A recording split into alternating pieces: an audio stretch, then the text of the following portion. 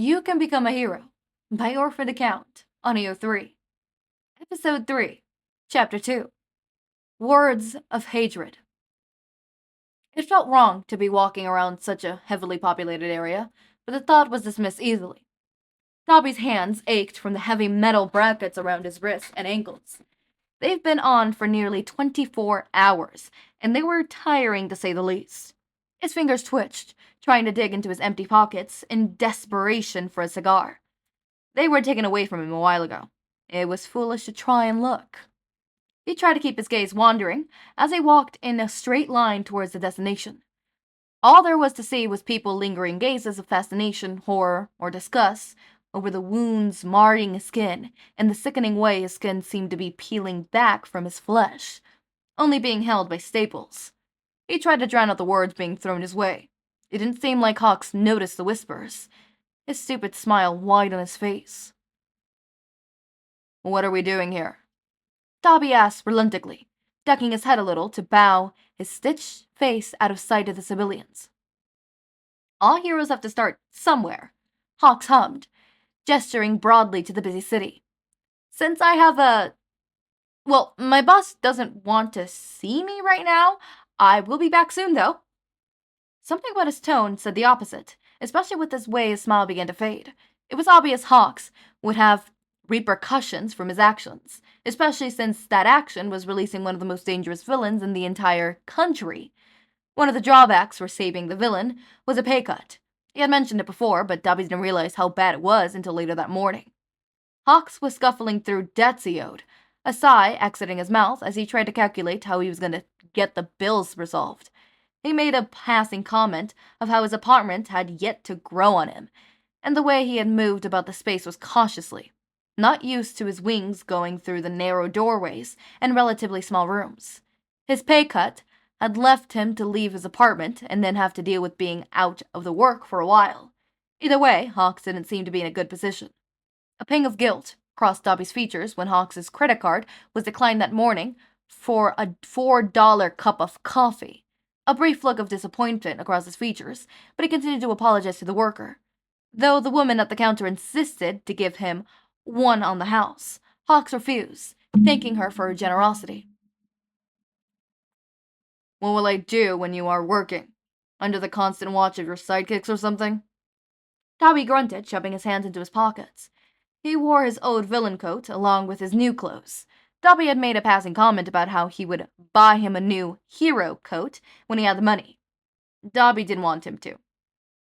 "No, you will be with me or your dad. You will be training or patrolling every day, but today will be a test run." "Isn't it illegal to do hero work outside of your hours?" "Yeah?" Hawk shrugged. "But the only really applies when you're using your quirks to fight villains. If it's a petty crime, then anyone can pitch in. So, in short, if you use your quirk, I'm gonna kick you. Hard." Dabi rolled his eyes, but didn't say anything else. They walked quietly along the sidewalks. Citizens parting like the Red Sea before them. Some looked excited to see Hawks wandering around, but the moment they spotted the villain following him, they shielded away. A frown twitched onto the new hero's lips. But it disappeared as he heard a yell of distress ahead of them. Hawks looked back at him with a grin, pointing. "Hero time! Let's see what you got." Dabi tensed as he saw a man booking it towards them, a yellow purse clutched in his hands. He pushed past Hawks forcefully, nearly making the hero stumble over his feet. Shortly after, he passed Dabi. A woman screaming, "Please, someone help! That man stole my purse! Please, anyone!" Without a moment of hesitation, Dabi took off in the direction of the thief. He didn't know if Hawks wanted him to stay close or not, but if he waited around for him to balance himself out, the man would have been long gone by then. Running was never his strong suit, but he sprinted faster than he had ever thought possible. He could hear people screaming, scrambling out of his place, as he neared the man. The thief noticed, face turning white, as he stumbled, falling to the ground. Dabi stopped before him, grabbing the man's wrist to keep him down, as he wrenched the purse from his clammy hands. He recognized the man. It was a simple henchman of the League, someone Dabi didn't pay attention to, but he was still a part of the organization. Reluctantly, Dabi let him go, watching him scramble to his feet and run to tell Shigaraki what happened. Hawks rushed up to him minutes later, his wings stopping him from running any faster. He beamed when he saw the bag, but then tilted his head. Where'd the guy go? I lost him, but he dropped the bag when he saw me. Dabi lied, holding up the bag. Hawks moved aside, and a woman stood before him. She was an old lady who looked like she was dressed in her Sunday best. The woman had white hair, and big, round glasses rested on the bridge of her droopy nose. Adjusting her glasses, Dabi was relieved to see she was smiling a little. She looked like a kind grandmother and reminded him a bit of Mother Goose. He held the purse out to her, trying to force a smile to his face as he did. Gracefully, she took it in her warm hands, and gave him a smile in return. Suddenly, she raised the bag, then whooped it around, slamming it against Dabi's head. For fuck's Christ, what the hell is your problem, lady? Dabi screeched as she swung again.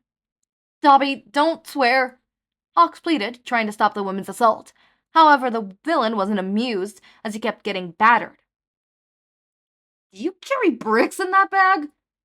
Dabi taunted as he brought his hands up to try and prevent more blows to the head. What is your deal? I saw you on the Japan's Most Wanted show, the grandmother cried, using one hand to push Hawks back as she wound up her purse for another devastating blow. I can take you. The pro heroes will be here any minute.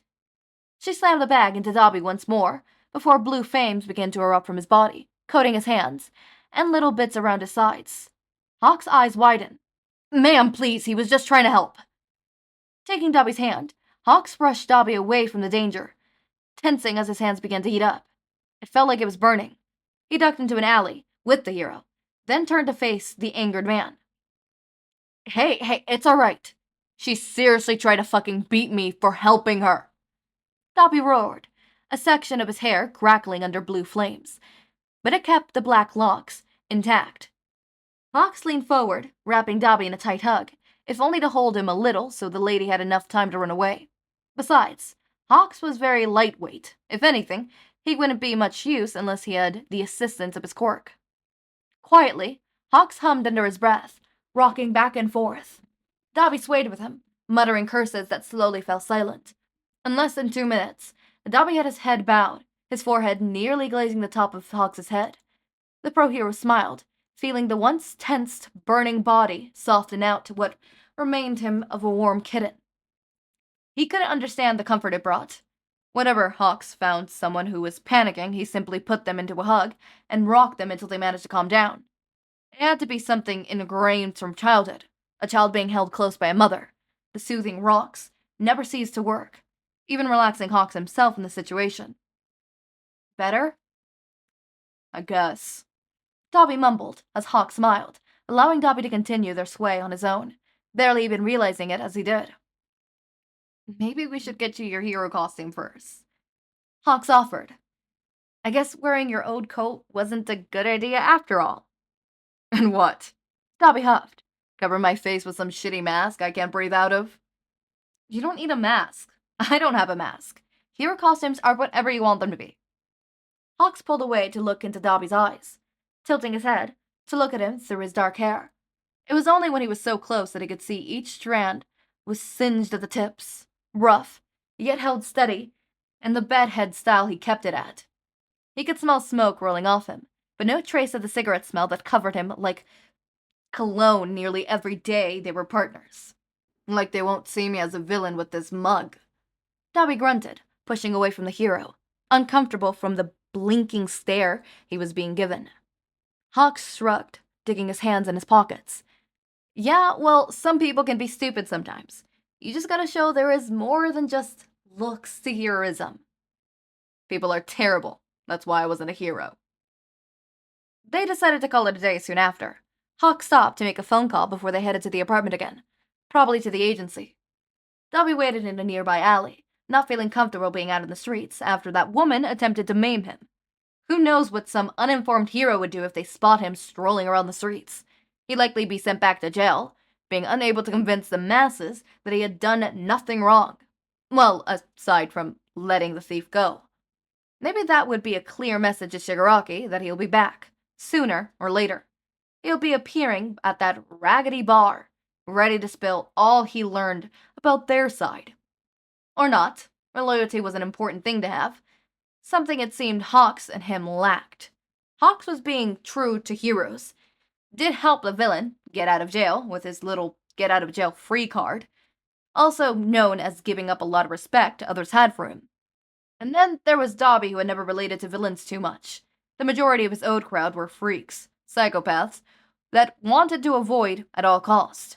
Hell, he left for weeks at a time just to get back from their utter nonsense they spewed about Stain's ideals in Shigaraki. Stain. He claimed Hawks wasn't a hero, and that only All Might was worthy of such a title.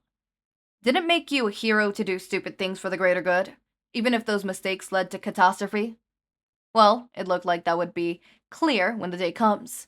Because in short, Dabi wasn't a hero. He wasn't a villain in his opinion either. He was in an uncomfortable middle that both confused him yet allowed him to do as he pleased. Since he wasn't a hero, he wasn't expected to save people. He did, anyways. He didn't fancy himself a villain either, but allowed himself to kill lower villains or commit petty theft in order to stay alive. If anything, he said he was a free spirit with a goal. No matter how he got there, he knew he wouldn't die before killing Enji. There, Mr. Happy. Hawks chirped as he headed back to the villain. Dabi glared. We ready to go back or what? Almost. Hawks promised. But I just got off the phone with your sister, Fuyumi. She wanted to know if you wanted to go out for lunch. It will just be you and her. No Endeavor or anyone. She just wants to see how you've been. Fuyumi was the most level-headed of his siblings that he remembered. While Shoto was usually calm, he would get frustrated easily and end up brooding for a while.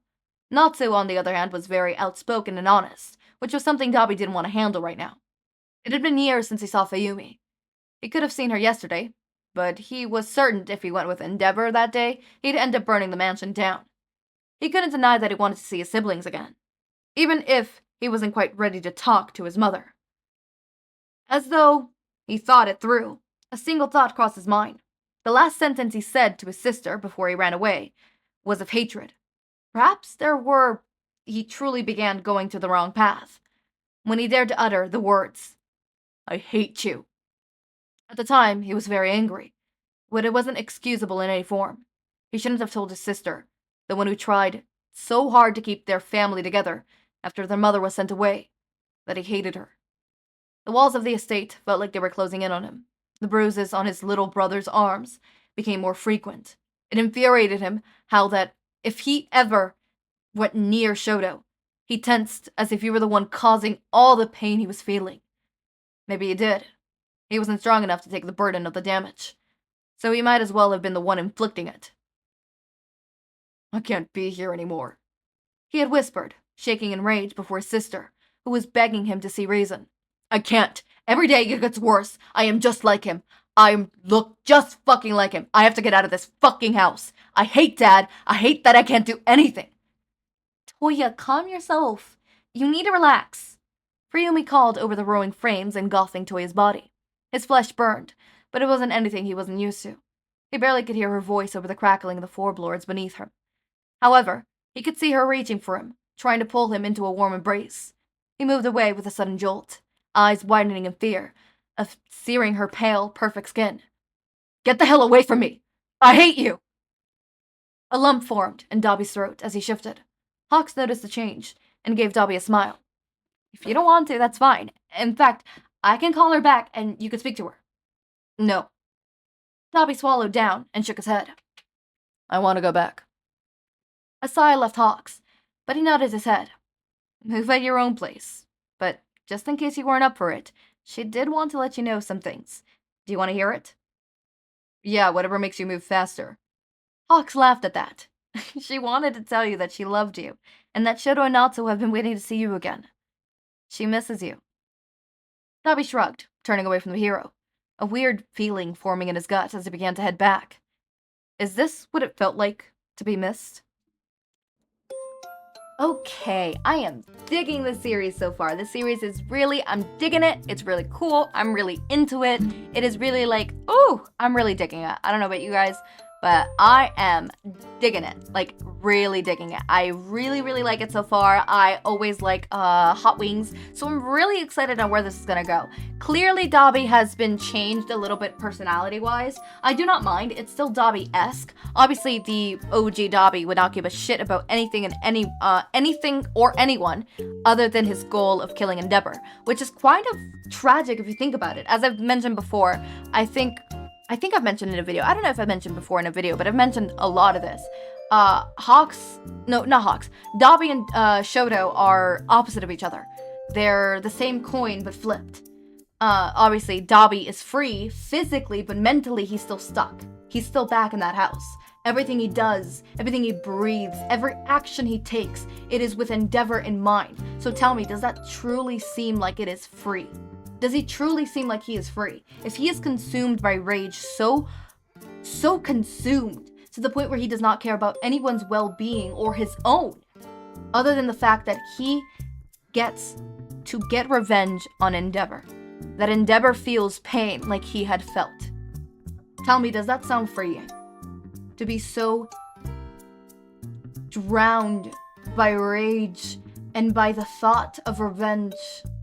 It is not freeing. In fact, in my mind, if Dabi was completely successful without, what happened in the manga, but if he was completely successful, killed Endeavor, made his last moments suffocating and brutal, Dabi would not know what to do. Because even though he is dead, Endeavor, those feelings, they don't go away. Revenge does not solve grief or trauma. If anything, he'll feel hollow, without purpose, infuriated, because he feels like this, and yet Endeavor is dead. And sure, Endeavor went through brutal, death, but still, it is never freeing. Revenge is never freeing. And then, obviously, we have Shoto. Shoto is physically stuck. Physically, he's still in that house. And towards the end of season 2 and 3, specifically towards the end of season 2, beginning of season 3, Shoto no longer gives a shit about what Endeavor thinks. Shoto is mentally free. Physically, he's still in that house. Mentally, he has no hate for Endeavor. He has no love for Endeavor. Endeavor is just another thing that lives, another person that breathes and lives. And Shoto does not give one fucking rat's ass about that. He lives his life, does what he wants to do, without the thought of Endeavor. Why? Because that is truly being free. I know a lot of people think that you are to forgive someone to fully be free. I do not think that. I personally do not think that you need to forgive someone to fully be free. In my mind, I think you need to unburden yourself from that rage and hatred. Don't forgive them. Just don't think of them. Don't give them the satisfaction of them being in your mind 24/7. Live your life and know that you're living your life while they might be thinking of you. Know that you don't give a damn rat's ass about them. You're not forgiving them. You just simply do not give a shit about them anymore. It's not forgiving. It's simply forgetting. It's simply not letting it control you, right? Obviously, there is a balance, right? Because in the end, you will have trauma about this. And in the end, you won't be able to fully, truly be free. But that is a work in progress. Anyways, so, I really like this take on Dabi, on where he's not really a villain, but he's not really a hero. I guess people could say he's an anti-hero, but leaning more towards villain aspect of anti-hero. Because he doesn't really have, a purpose of, good. His purpose is relatively evil, in a sense, Okay, as always, my raindrops, make sure to eat, sleep, drink water, take your meds. Have a wonderful day or night. Link to my Discord server and socials and merch shop are down in the description. Subscribe to see more of my content, and thank you so much for watching.